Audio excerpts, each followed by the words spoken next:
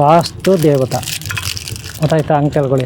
ವಾಸ್ತು ದೋಷ ನಿವಾರಣೆಗೆ, ಶತ್ರುದೃಷ್ಟಿ ನಿವಾರಣೆಗೆ, ಗ್ರಹಬಲ ನಕ್ಷತ್ರಾದಿಗಳೇನಾದರೂ ನಿಮ್ಮ ಹೆಸರಲ್ಲಿ ಪ್ರಾಬ್ಲಮ್ ಇದ್ದರೆ, ಜಾತಕ ದೋಷ, ಇನ್ನೊಂದು ಮತ್ತೊಂದು, ಮನೆ ಅಕ್ಕಪಕ್ಕ, ಮನೆ ಒಳಗೆ ಹೊರಗೆ, ಅಥವಾ ಒಂದು ಅಂಗಡಿ ಹೋಟೆಲ್ ಏನಾದರೂ ಸರಿ ಅಲ್ಲಿ ಯೂಸ್ ಆಗುತ್ತೆ. ಅಥವಾ ಅಷ್ಟೇ ಆಗ್ರಿ, ನೀವು 3 ವೀಲರು 4 ವೀಲರಲ್ಲಿ ಕೂಡ ಇದು ಇಟ್ಕೋಬೋದು. ನೀವು ಲಾರಿಗಳಿಗೆಲ್ಲ ಕೆಳಗಡೆ ಕಟ್ಟಿರ್ತಾರೆ, ಅದು ಪ್ಲಾಸ್ಟಿಕ್ ಬರುತ್ತೆ, ಆದರೆ ಇದು ಮೆಟಲ್ದು ಇರುತ್ತೆ. ವಿಶೇಷ ಏನಂದರೆ ಇದು ಮೆಟಲ್ದು, ನೆನಪಿಟ್ಕೊಳ್ಳಿ. ಓಂ ಶಾಂತಿ.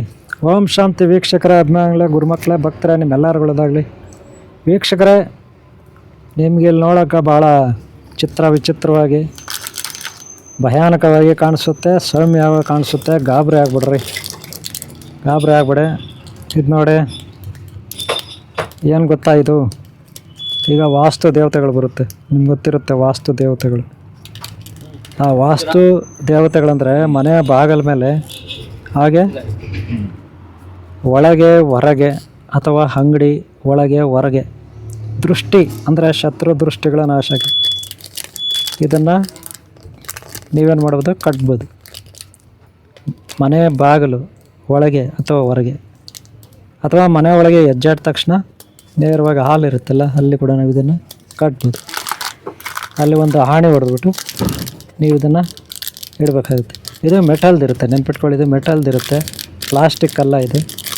ಇದು ಬಂದು ಮೆಟಲ್ದಿರುತ್ತೆ. ವೀಕ್ಷಕರೇ ಗಮನಿಸಿ, ಇದು ಮೆಟಲ್ದಿರುತ್ತೆ, ಗಟ್ಟಿ ಇರುತ್ತೆ. ಬಿದ್ದರೂ ಕೂಡ ಕೆಳಗಡೆ ಏನೂ ಆಗೋಲ್ಲ, ಕೆಳಗಡೆ ಬಿದ್ದರೂ ಕೂಡ ಏನೂ ಆಗೋದಿಲ್ಲ. ಗೊತ್ತಾಯ್ತಲ್ಲ, ಮೆಟಲ್ದಿರುತ್ತೆ, ಕೆಳಗಡೆ ಬಿದ್ದರೂ ಕೂಡ ಏನಾಗಲ್ಲ. ಗೊತ್ತಾಯ್ತಲ್ಲ, ಇದು ವಾಸ್ತು ದೋಷ. ಯಾರನ್ನ ಶತ್ರುಗಳು ಅವರು ಇವರು ಬರ್ತಾರಲ್ಲ ಮನೆಗೆ, ಕಾಲಿಡ್ತಾರಲ್ಲಪ್ಪ ಯಾರಾದರೂ ಶತ್ರುಗಳು, ಅವ್ರಿಗೆ ಇದು ವಾಸ್ತು ದೇವತೆ. ಗೊತ್ತಾಯ್ತಲ್ಲ. ಕೆಟ್ಟ ಕಣ್ಣು ದೃಷ್ಟಿ, ನೀವು ಹೇಳ್ತೀರ ಕೆಟ್ಟ ಕಣ್ಣು ದೃಷ್ಟಿ ಅಂತ ಹೇಳ್ಬಿಟ್ಟು. ಯಾರಾದರೂ ನಿಮ್ಮ ಮನೆ ಹತ್ರ ಬಂದಾಗ, ಅಥವಾ ಅಂಗಡಿ ಹತ್ರ ಬಂದಾಗ, ಅಥವಾ ನಿಮ್ಮದು ಟೂ ವೀಲರು 3 ವೀಲರು 4 ವೀಲರು ಇರುತ್ತೆ, ಅಥವಾ ತೋಟಗಳಿರುತ್ತೆ, ಹೊಲ ಗದ್ದೆ ತೋಟಗಳು, ಅಲ್ಲಿ ಕೂಡ ಕೆಟ್ಟ ಕಣ್ಣು ದೃಷ್ಟಿ ಬೀಳದಾಗೆ ಇದು ನೋಡ್ಕೊಳ್ಳುತ್ತೆ. ನೆನ್ಪಿಟ್ಕೊಳ್ಳಿ, ಕೆಟ್ಟ ಕಣ್ಣು ದೃಷ್ಟಿ ಬೀಳದಾಗೆ ಇದು ನೋಡ್ಕೊಳ್ಳುತ್ತೆ. ವಾಸ್ತು ದೇವತಾ ಗೊತ್ತಾಯ್ತಾ ಅಂಕೆಲ್ಗಳು. ವಾಸ್ತು ದೋಷ ನಿವಾರಣೆಗೆ, ಶತ್ರುದೃಷ್ಟಿ ನಿವಾರಣೆಗೆ, ಗ್ರಹಬಲ ನಕ್ಷತ್ರಾದಿಗಳೇನಾದರೂ ನಿಮ್ಮ ಹೆಸರಲ್ಲಿ ಪ್ರಾಬ್ಲಮ್ ಇದ್ದರೆ, ಜಾತಕ ದೋಷ, ಇನ್ನೊಂದು ಮತ್ತೊಂದು, ಮನೆ ಅಕ್ಕಪಕ್ಕ, ಮನೆ ಒಳಗೆ ಹೊರಗೆ, ಅಥವಾ ಒಂದು ಅಂಗಡಿ ಹೋಟೆಲ್ ಏನಾದರೂ ಸರಿ ಅಲ್ಲಿ ಯೂಸ್ ಆಗುತ್ತೆ. ಅಥವಾ ಅಷ್ಟೇ ಆಗ್ರಿ, ನೀವು 3 ವೀಲರು 4 ವೀಲರಲ್ಲಿ ಕೂಡ ಇದು ಇಟ್ಕೋಬೋದು. ನೀವು ಲಾರಿಗಳಿಗೆಲ್ಲ ಕೆಳಗಡೆ ಕಟ್ಟಿರ್ತಾರೆ, ಅದು ಪ್ಲಾಸ್ಟಿಕ್ ಬರುತ್ತೆ, ಆದರೆ ಇದು ಮೆಟಲ್ದಿರುತ್ತೆ. ವಿಶೇಷ ಏನಂದರೆ ಇದು ಮೆಟಲ್ದು, ನೆನಪಿಟ್ಕೊಳ್ಳಿ, ಇದು ಮೆಟಲಲ್ಲಿರುತ್ತೆ. ಜೊತೆಗೆ ಇಲ್ಲಿ ನೋಡಿ, ಮೇಲೆ ನಾಗದೇವತೆ ಇರುತ್ತೆ, ನೋಡ್ಬೇಕಲ್ಲ. ವಾಸ್ತು ದೇವತೆನಲ್ಲಿ 2 ವಿಧ ಇರುತ್ತೆ, ಅರ್ಥ ಮಾಡ್ಕೊಳ್ಳಿ.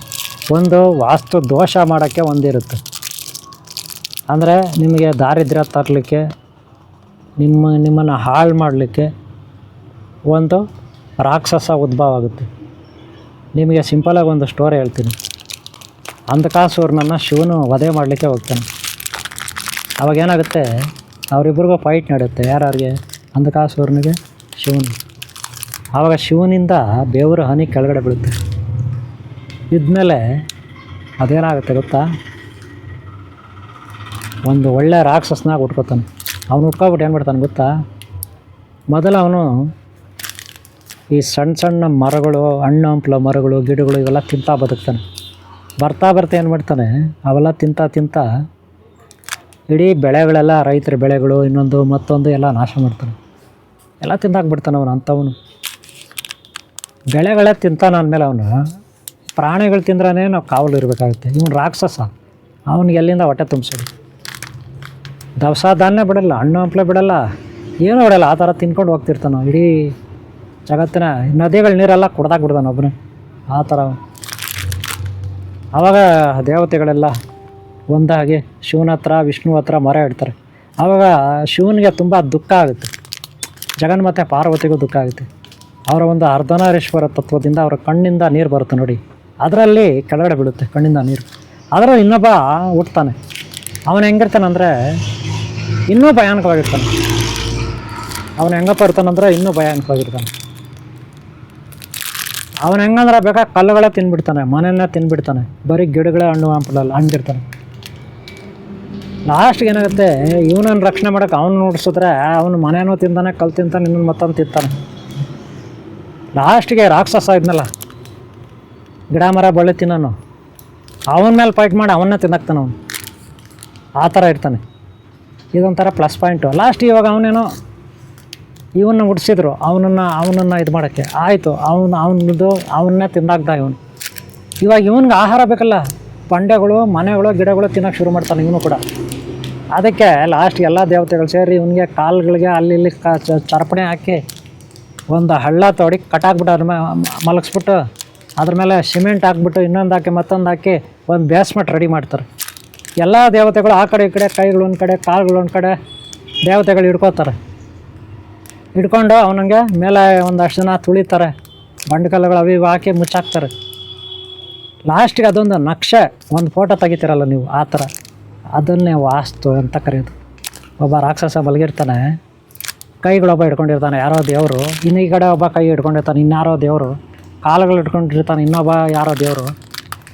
ಅದೊಂದು ನಕ್ಷೆ ರೆಡಿ ಆಗುತ್ತೆ. ಆ ಸ್ಥಾನದಲ್ಲಿ ಆ ಮೂಲೆಯಲ್ಲಿ ಈ ಮೂಲೆಯಲ್ಲಿ ಆ ಮೂಲೆಯಲ್ಲಿ ಆ ದೇವರು, ಈ ಮೂಲೆಯಲ್ಲಿ ಈ ದೇವರು, ಆ ಮೂಲೆಯಲ್ಲಿ ಆ ದೇವರು, ಇಲ್ಲಿ ಈ ದೇವರು, ಹಂಗೆ ಇರುತ್ತೆ. ಇದನ್ನೇ ನಾವು ವಾಸ್ತು ದೋಷ.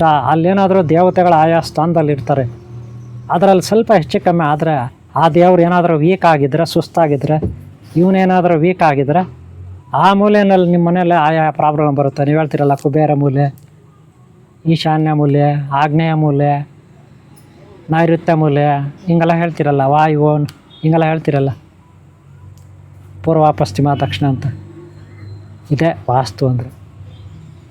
ಆ ರಾಕ್ಷಸನ್ನ ಅಂಧಕಾಸುರನ್ನ ಸಾಯಿಸೋದ ಶಿವ, ಅವನು ಬೆವರು ಕೆಳಗಡೆ ಬಿತ್ತು ಶಿವಂದು, ಅದರಿಂದ ಒಬ್ಬ ಉಟ್ಕೊಬಿಟ್ಟ. ಗಿಡ ಮರ ಬಳ್ಳಿ ಹಣ್ಣು ಹಂಪಲು ತಿನ್ಕೊಂಡು ಏನು ಸಿಕ್ಕಿರ ಅಂತ ತಿನ್ನಕ್ಕೆ ಹಿಡ್ದವನು. ಅವನನ್ನು ನಿವಾರಣೆ ಮಾಡೋಕ್ಕೆ ಕಣ್ಣಿಂದ ನೀರು ಬಂತು ಇವ್ರಿಗೆ, ಅರ್ಧನಾರೀಶ್ವರಿ. ಇನ್ನೊಬ್ಬ ಉಟ್ಕೊಂಡು ಅವನೇನು ಕಮ್ಮಿನ, ಅವನಿಗಿಂತ ಅವ್ರ ಅಪ್ಪಾರ ಥರ ಆಗ್ಬಿಟ್ಟ. ಲಾಸ್ಟ್ಗೆ ಆ ರಾಕ್ಷಸನ್ನು ಹಿಡ್ಕೊಂಡು ತಿಂದಾಗ್ತ. ಪ್ರಾಬ್ಲಮ್ ಏನೋ ಕ್ಲಿಯರ್ ಆಯಿತು, ಇವನು ತಿನ್ನೋದು ಬಿಡಲಿಲ್ವಲ್ಲ. ಲಾಸ್ಟ್ಗೆ ಇವನು ಕಟ್ಟಾಕಿದ್ರಲ್ಲಿ, ಲಾಸ್ಟ್ಗೆ ಆ ಪರಿಸ್ಥಿತಿ ಬಂತು. ಎಲ್ಲರೂ ಕಟ್ಟಾಕಿ ಮುಚ್ಚಿಬಿಟ್ರು. ಅವತ್ತಿಂದ ಆ ದೇವರೆಲ್ಲಿದ್ದಾನೆ, ಎಲ್ಲ ಭೂಮಿನಲ್ಲಿ ಇದ್ದಾನೆ ಎಲ್ಲ ಕಡೆ. ಆದರೆ ಆಯಾ ದೇವತೆಗಳಿರ್ತಾರಲ್ಲ, ನಿಮ್ಮ ಮನೇಲಿ ಏನಾದರೂ ಮನೆಗಳೇ ತಿಂತಿದ್ದ ಅವನು. ಅವ್ನು ಹೆಂಗಂದ್ರೆ ಬಂಡೆಗಲ್ಲುಗಳಷ್ಟೇ ಅಲ್ಲ, ಬೆಟ್ಟಗಳಷ್ಟೇ ಅಲ್ಲ, ಮನೆಗಳನ್ನೇ ತಿಂದಾಕ್ತಿದ್ದ. ಅಷ್ಟು ಭಯಾನಕವಾಗಿದ್ದ ಅವನು. ಅದಕ್ಕೆ ಅವ್ನು ತಿನ್ನೋದು ಬೇಡ ಅಂತ ಕಟ್ಟಿದ್ರು. ಅದನ್ನೇ ವಾಸ್ತು ದೇವತಾ ಅಂತ. ಗೊತ್ತಾಯ್ತಲ್ಲ, ಆಯಾ ಸ್ಥಾನದಲ್ಲಿರೋ ದೇವತೆಗಳು ನೋಡಿದ್ರೆ ಗೊತ್ತಾಗುತ್ತೆ ನಿಮಗೆ ಯಾರ್ಯಾರು ಹೆಂಗಿದ್ರು ಅಂತ. ಇದರಲ್ಲಿ 2 ಟೈಪ್ ಇರುತ್ತೆ, ನೋಡ್ಕೊಳ್ಳಿ ನೀವು. ಮನೆಗಳ ಮೇಲೆ, ಹೊಸ ಮನೆಗಳ ಮೇಲೆಲ್ಲ ಹಾಕ್ತಾರೆ, ಅಲ್ಲೆಲ್ಲ ಹಿಂಗಿರೋದಿಲ್ಲ, ನೆನ್ಪಿಟ್ಕೊಳ್ಳಿ. ಇದು ವಾಸ್ತು ದೇವತಾ. ಇನ್ನೊಂದು ಥರ ಇರುತ್ತೆ, ಅದು ಬೇರೆ, ಹಂಗೆ. ಅದಕ್ಕೆ ವಾಸ್ತು ದೇವತಾ. ನೋಡೋಕ್ಕೆ ರಾಕ್ಷಸನ ಥರ ಇರ್ತಾರೆ. ಗೊತ್ತಾಯ್ತಲ್ಲ, ಇಷ್ಟು ಕತೆ. ತಗೊಳ್ಳಿ, ಇದೆಲ್ಲ ಬೇಕಾದರೆ ಕಳಿಸ್ಕೊಡ್ತೀವಿ, ಕೊರಿಯರಲ್ಲಿ ಪೋಸ್ಟಲ್ಲಿ ಕಳಿಸ್ಕೊಡ್ತೀವಿ. ಯೂಸ್ ಮಾಡ್ಕೊಳ್ಳಿ. ವಾಸ್ತು ದೋಷ ನಿಮ್ಗೆ ಕೊಡೋದು, ಓಕೆನಾ? ಇಷ್ಟು ಹೇಳ್ತಾ ವಿಡಿಯೋ ಮುಗಿಸ್ತಾ ಇದ್ದೀನಿ. ನೀವೆಲ್ಲರೂ ಕೊಡೋದಾಗಲಿ, ಬೇಕಾದ್ರೆ ತಗೊಳ್ಳಿ, ಓಕೆನಾ? ಒಳ್ಳೆ ಓಂ ಶಾಂತಿ, ಓಂ ಶಾಂತಿ, ಓಂ ಶಾಂತಿ. ಇರ್ರಿ, ಇಟ್ಕೊಳ್ರಿ ಸ್ವಲ್ಪ ಹೊತ್ತು, ಆಮೇಲೆ ಹೆಂಗೆ ವಿಡಿಯೋ ಹಂಗೆ ಕಟ್ ಮಾಡಿಬಿಡ್ತೀರಾ? ಏನು ರೀ ನೀವು ಏನೋ ಹೇಳೋವಾಗ ಸ್ವಲ್ಪ ಹೊತ್ತು ಹಂಗೆ ಇರ್ಬೇಕು, ನಾನು ಹೇಳ್ದಾಗ ನೀವು ಮಾಡಿ. ಓಂ ಶಾಂತಿ, ಓಂ ಶಾಂತಿ, ಓಂ ಶಾಂತಿ. ಓಕೆ ಅವರೇ, ವಿಡಿಯೋ ಇಷ್ಟ ಆದರೆ ಒಂದು ಲೈಕ್ ಕೊಡಿ, ಹಾಗೆ ಸಬ್ಸ್ಕ್ರೈಬ್ ಆಗಿಲ್ಲ ಅಂದರೆ ಆಗ್ತೀನಿ, ಓಕೆನಾ?